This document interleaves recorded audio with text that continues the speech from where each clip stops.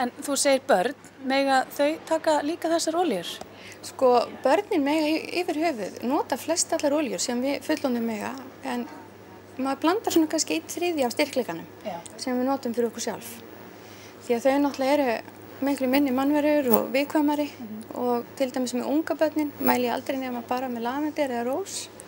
En það er alveg endilega að nota þetta eins og í ungbarnanuttið. Það er alveg dásamlegt fyrir börnin að vera með lavenderolíu og bara slaka svo á þeim. Já, einmitt.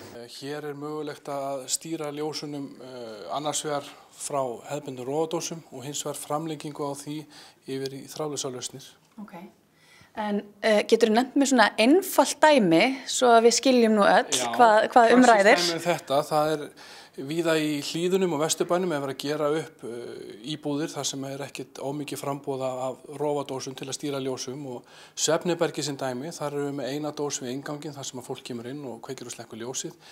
Til þess að stýra ljósunum í Svefniberginu sikkurum yfir rúmgaflinn, þá eigum við lausn á þessu, það er veggsendir sem hægt er að líma bara einfallega vegginn sikkurum megin við rúmið og stýra ljósunum þráðlaust og þá getur fólk dimmað og kveikt og slökkt ljósin.